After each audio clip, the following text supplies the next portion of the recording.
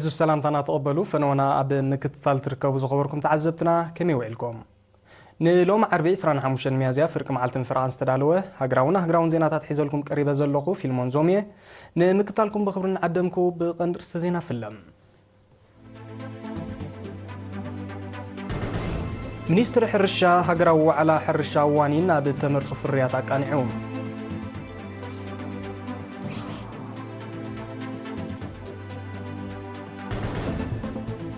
كوربوريشن تريتن زراتن ابنو زبانا أفا برتع واقع أقلقلوت محرسي هبالهم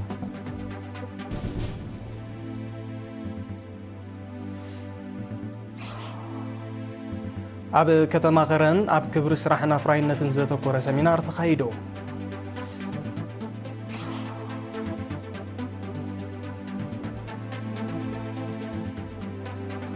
ግብፅን ኢጣሊያን ኣብ ምምዕባል ክልተኣው ዝምድናታትን ዞባዊ ጉዳያትን ዘተኮረ ዝርባ ካይደ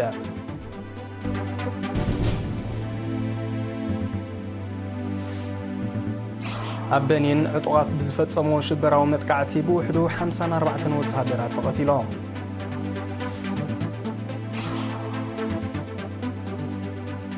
ህዝባዊት ሪፓብሊክ ቻይና ሰለስተ ጠፈርተኛታት ዝሓዘት መንኮርኮር ብዓወት ከም ዝወንጨፈት ሓቢራ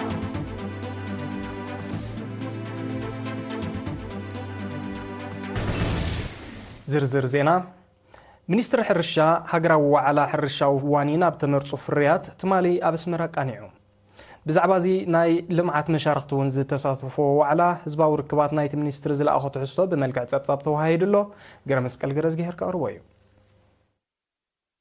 منستر حرشا مسبيت صحفات ودوب مقبن حرشان أب إيرترا بمتحببار مدنفع حرشا وانين نزلاقي سرعة مقبي بالزبل تيما بعسران 4 ميازيا أب اسمرا الدراشا كوسئي هقراو على حرشا وانين أب التمرسو في الرياتا قانعو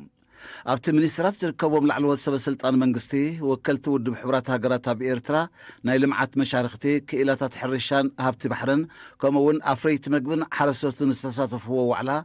منستر حرشا وانا دايركتر كفلي أقلقلوت حقاقاتن قصرن أتو تخلق مسقنا مرققات وحسنة مأزاو مقوي أمنا كورنع نزلاق حرشا وانين وفرن مخانة غيسو اتوعلا الساتافي زلاقن تصورن سرعة حرشا كمون وهد هزباون بحتاون وفري نمعبال زهل وترعبي مخانة غليسو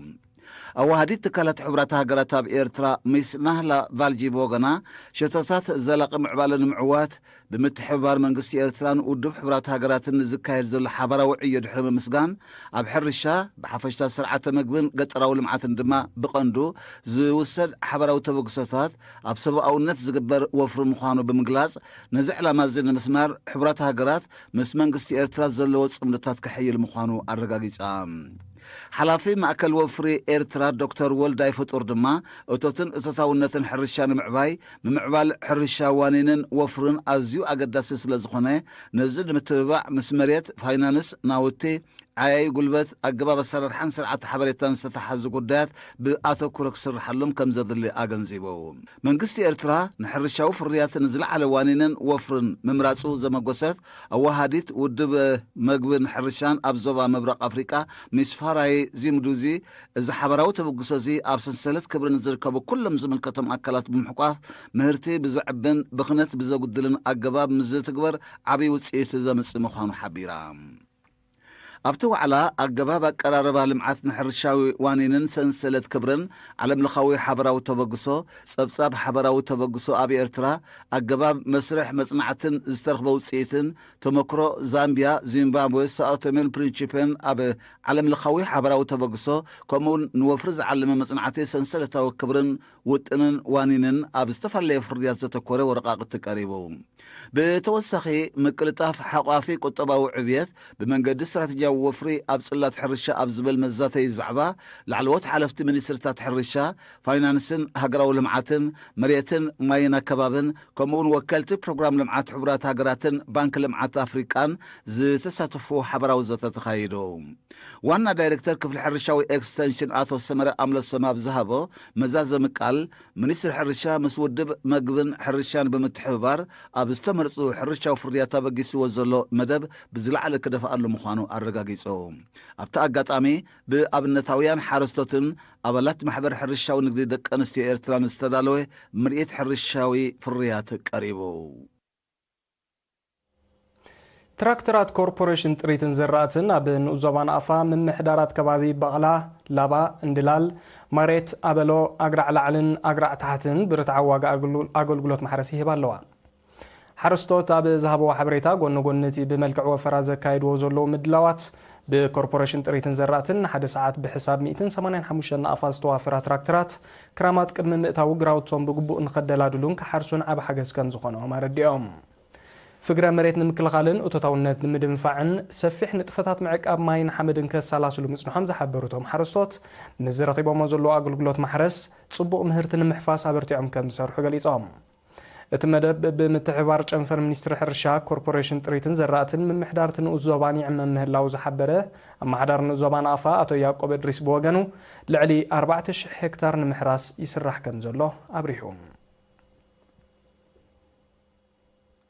ኣብ ከተማ ኸረን ብጨንፈር ሃኮስአ ዞባ ዓንሰባ ዝተወደበ ኣብ ክብሪ ስራሕን ተርኡ ኣብ ኣፍራይነትን ዘተኮረ ሰሚናር ብ23 ሚያዝያን ሰራሕተኛታት ፋብሪካ መድሃኒት ኣዘል ተኻይዱ። ሓላፊ ውድባዊ ጉዳያት ህግደፍ ዞባ ዓንሰባ መምህር እስማኤል መሐመድ ኑር ኣብ ዝሃቦ መግለጺ ክእለት፣ ፍልጠት፣ ዲስፕሊን፣ ህርኩትነትን እወታዊ ኣረኣያን ዝዓጠቐ ሰራሕተኛ ምቹእ ናይ ስራሕ ሃዋህው ምስ ዝፍጠረሉ ኣፍራይነቱ ከዓቢ ግድን ምዃኑ ከም ውፅኢቱ ኣብ መነባብሮ ሰራሕተኛታት ምምሕያሽ ከም ዝመጽእ ገሊጾም። ኣበርክቶ ሰራሕተኛታት ኣብ ምስፋን ማሕበራዊ ፍትሒ ንኽዓቢ ዘመናዊ ክእለትን ቴክኖሎጂን ክመልኩ ብንባብ ስልጠናን ትምህርትን ነፍሶም ከማዕብሉ ከምኡውን ግቡእ ምሕደራ ግዜ ክህልዎም ተማሕፂኖም። ኣቶ እስማኤል ኣስዒቡ ዘይሕጋዊ ስራሓት ከምኡውን ግናያት ወልፍታትን ኣሉታዊ ጽልዋ ነዘናን ገለ ካብቶም ንባህሊ ዓያይነት ዘዳኸሙ ስለ ዝኾኑ ሰራሕተኛታት ነዚ ተገንዚቦም ኣፍረይቲ ክኾኑ ተላብዮም። ኣብ መወዳእታ ሓላፊ ጨንፈር ሃኮስአ ኣቶ ብርሃን ገብራት ኣብ ዝሃቦ መግለጺ ሞያን ኣፍራይነትን ብትምህርትን ጻዕርን ስለ ዘምዕብል ሰራሕተኛታት ባህሊ ዓያይነት ከዕብዩ ተላብዮም። ተሳተፍቲ ብግድኦም ከምዚ ዓይነት ሰሚናራት ኣብ ስርሖም ሓጋዚ ስለ ዝኾነ ኣብ መጻኢ ብስሩዕ ክስራሓሉ ተማሕፂኖም። ኣብ ዞባ ደቡባዊ ቀይሕ ባሕሪ ዘሎ ባህሊ ዕቃብ ኣግራምን እንስሳ ዘገዳምን ከም ዝቕጽል ንምግባር ውህደት ኩሎም ኣካላት ክረጋገጽ ከም ዝግባእ ሓላፊ ቁጽጽር ኣግራምን እንስሳ ዘገዳምን ምክትል ኮብራል መሐመድ ኣሕመድ ገሊጹ። ኣብቲ ዞባ ንዘመናት ዝቐጸለ ባህሊ ዕቃብ ባህርያዊ ጸጋታት ብሓፈሻ ሃብቲ ገረብ ድማ ብፍላይ ንኻልእ ከባቢታት ትምህርቲ ዘቕስም ምዃኑ ብምሕባር እዚ ተዓቂቡ ንኽቕጽል ተራኹሉ ኣካል ሕብረተሰብን መንግስትን ክዓዘዝ ኣዘኻኺሩ። ሓሊፉ ዝርአ ብርሰት ኣግራብ ብኣጋን ንምግታውን ይስራሕ ከም ዘሎ ብምጥቃስ ድማ ዝካየድ ናይ ምቁጻር ስራሕ ብዝለዓለ ከም ዝቕጽል ሓቢሩ። ምክትል ኮፕራል መሐመድ ኣሕመድ ኣብ መወዳእታ ተርእዮ ብርሰት ኣግራብ ብሸለልትነት ምዝሕለፍ ሳዕቤኑ ከቢድ ስለ ዝኾነ ንምክልኻሉ ኩሉ ብንቕሓት ክሳተፍ ፀዊዑ።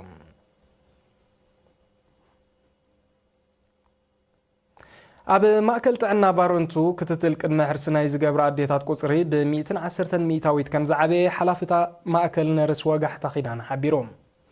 እታ ማእከል ኣገልግሎታት ክትትል ቅድመ ሕርሲ ጥዕና ፍርያምነት ክታበት ህፃናት ስሩዕ ኣገልግሎት ሕክምናን ዓበይትን ትሕቲ 5 ዓመት ህፃናትን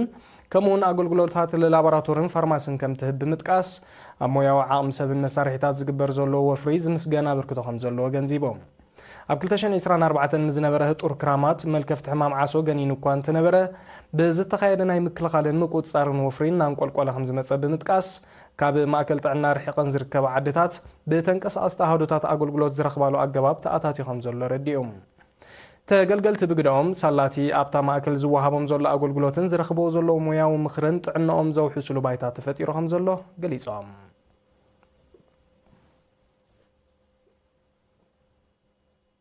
ዝስዕብ ዜናታት ወፃኢ ክቡራት ተዓዘብትና ንምክታልኩም ደጊምና ብክብሪ ንዕደም።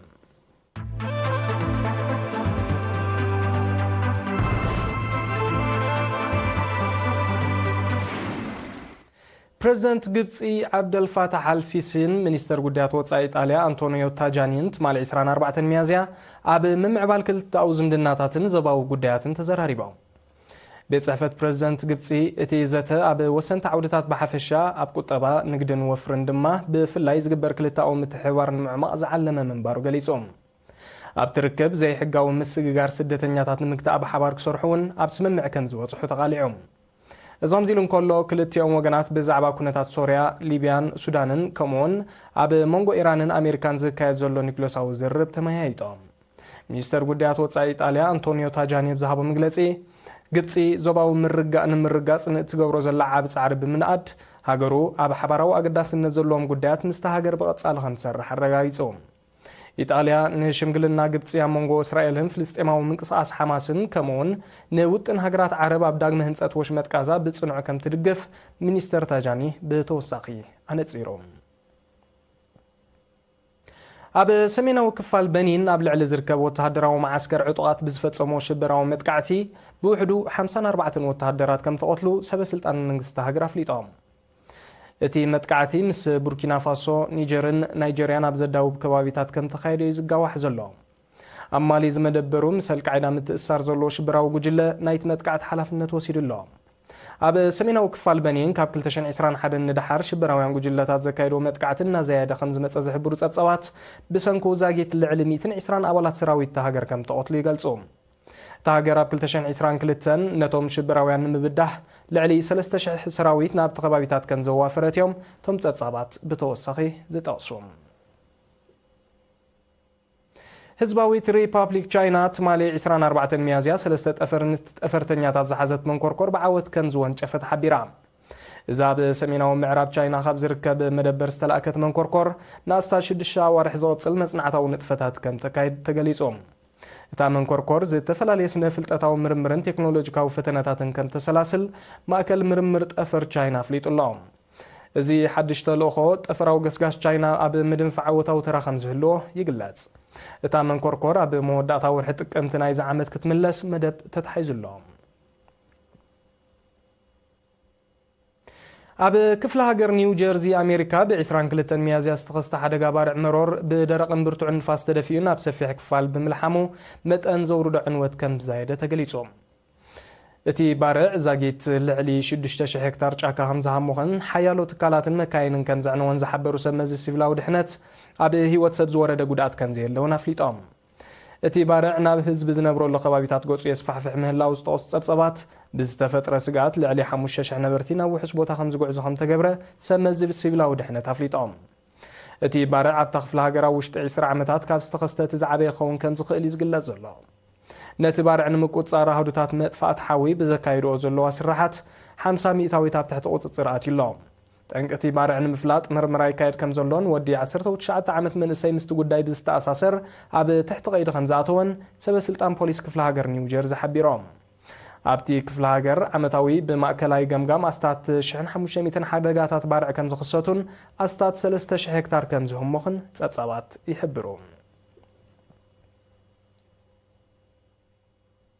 ህዝባዊት ሪፓብሊክ ቻይናን ኬንያን ኣብ ዝተፈላለየ ጽላታት ዘተኮረ ናይ ኣስታት $1 ቢልዮን ስምምዕ ከቲመን እቲ ስምምዕ ዝተበጽሐ ኣብ ቻይና ናይ 5 መዓልታት ዑደት ዝፍጽም ዘሎ ፕሬዚደንት ዊልያም ሩቶ ትማሊ 24 ሚያዝያ ምስ ፕሬዚደንት ሺ ጂንፒንግ ኣብ ዘካየድዎ ዝርርብ እዩ ዝሰፍሐ ክፋልቲ ስምምዕ ኣብ ጽላት ሕርሻ ዘተኮረ ክኸውን ከሎ ዝተረፈ ኣብ ጽላታት ቱሪዝምን ምስናዕን ምዃኑ ተገሊጹ እቲ ስምምዕ ኣብ ምድንፋዕ ዝምድና ሃገራቶም እወታዊ ተራ ከም ዝህልዎ ፕሬዚደንታት ሺ ጂንፒንግን ዊልያም ሩቶን ሓቢሮም እዞም ዚሉን ከሎ መራሕቲ ቻይናን ኣዘርባይጃንን ብ23 ሚያዝያ ኣብ ከተማ ቤይጂንግ ኣብ ዘካየድዎ ዝርርብ ኣጠቓላሊ ስትራቴጂካዊ ስምምዓት ንምኽታም ተረዳድዮም ኣብ ትርክብ ኣብ ዝተፈላለየ ጽላታት ዘተኮሩ ብውሕዱ 20 ስምምዓት ከም ተፈራረሙን ክፍለጥ ተኻኢሉ ኣሎ ቻይናን ኣዘርባይጃንን ኣብ ምውሓስ ዞባዊ ፀጥታ ብሓባር ከም ዝሰርሓ ኣብቲ ኣጋጣሚ ኣፍሊጠን መንግስቲ ዲሞክራሲያዊት ሪፓብሊክ ኮንጎን ዕጡቕ ጉጅለ M23ን ስምምዕ ምቁራጽ ተኽሲ ክገብሩ ተሰማሚዖም ክልቲኦም ወገናት ኣብቲ ስምምዕ ዝበጽሑ ኣብ ቀጠር ከካይድዎ ድሕሪ ዝቐነዩ ዝርርብ እዩ እቲ ስምምዕ ወታደራውን ጸጥታውን ቅልውላው ኮንጎ ንምዕራፍ ባይታ ዘጣጥሕ ምዃኑ ዝጠቐሱ ወከልቲ ክልቲኦም ወገናት ንትግባር እዩ ከም ዝሰርሑ ኣፍሊጦም ተወሳኺ ርክባት ከካይዱ ምዃኑ እውን ኣረዲኦም ይኹን እምበር ኣብ ሰሜናዊ ሸነኽ ዲሞክራሲያዊት ሪፓብሊክ ኮንጎ ጽዑቕ ወታደራዊ ምንቅስቓስ ብምህላው እቲ ስምምዕ ዝጸንዕ ከም ዘይመስል ናይ ቀረባ ተዓዘብቲ ስጋኣቶም ይገልጹ ኣለዉ ኣብ ዝሓለፈ 3 ዋርሕ ኣብ መንጎ ሰራዊት ኮንጎን እቶም ዕጡቓትን ብዝተኻየደ ውግእ ኣሽሓት ሰባት ከም ተቐትሉን ኣማኢት ኣሽሓት ከም ዝተመዛበሉን ይፍለጥ እቶም ዕጡቃት ኣገደስቲ ከተማታት ኮንጎ ከም ተቆጻጸሩ ዝሕብሩ ጸብጻባት ቅልውላው ሃገር ዝኸፍአ ኣንፈት ሒዙ ምጽንሑ ይረድኡ መንግስቲ ዲሞክራሲያዊት ሪፓብሊክ ኮንጎ በቲ ኣብ ሃገር ውስጥ ተኸስተ ጸጥታዊ ሽግር ንመንግስቲ ሩዋንዳ ክኸስስ ምጽንሑ ዝፍለጥ እዩ ናይ መወዳእታ ዜና ب23 ميازيا ኣብ ከተማ ኢስታንቡል ቱርኪ 6.2 ሬክተር ምንቅጥቃጥ ምድሪ ተኸሲቱ በቲ ሓደጋ 150 ሰባት ብፎኪስ ቆስሉ ከለዉ ኣብ ትሕቲ ቅርጺ መጠናዊ ዕንወት ከም ዝወረደ ሰብ መዚ ቱርክ ሓቢሮም እቲ ኣብ ኣስታት 7 ኪሎሜትር ማዕሙቕ ዘጋጠመ ምንቅጥቃጥ ኣብ ዝሓለፈ ቀረባ ዓመታት ኣብ ከተማ ኢስታንቡል ካብ ዝተኸስተ ተመሳሳሊ ሓደጋታት እቲ ዝሓየለ ምዃኑ ጸብጻባት ይጠቕሱ መንግስቲ ቱርኪ ተወሳኺ ምንቅጥቃጥ ክኽሰት ከም ዝኽእል ብምእማት ነበርቲ ከተማ ኢስታንቡል ክጥንቀቑ ተሓሳሲቡ ኣሎ ኣብ 2023 ኣብ ደቡባዊ ሸነኽ ቱርክን ሶርያን ብዝተኸስተ 7.8 ሬክተር ምንቅጥቃጥ ምድሪ ኣስታት 60,000 ሰባት ከም ዝሞቱ ዝዝከር እዩ ዜናታት ንምዝዛም ኣርስታቱ ክደግመልኩም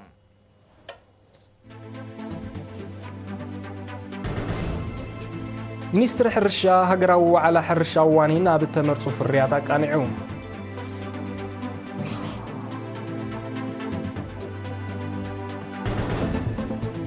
ኮርፖሬሽን ጥሪትን ዘራእትን ኣብ ንኡ ዞባ ናቕፋ ብርትዓዊ ዋጋ ኣገልግሎት ማሕረስ ይህብ ኣሎ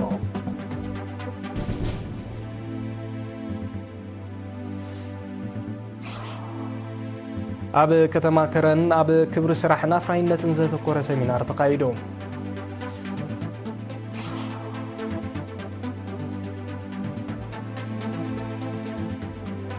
ግብፅን ኢጣልያን ኣብ ምምዕባል ክልታዊ ዝምድናታትን ዞባዊ ጉዳያትን ዘተኮረ ዝርባ ካይዳ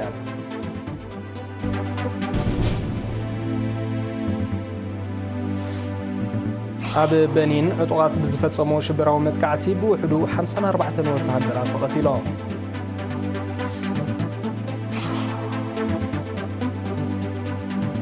ህዝባዊት ሪፓብሊክ ቻይና 3 ጠፈርተኛታት ዝሓዘት መንኮርኮር ብዓወት ከም ዝወንጨፈት ሓቢራ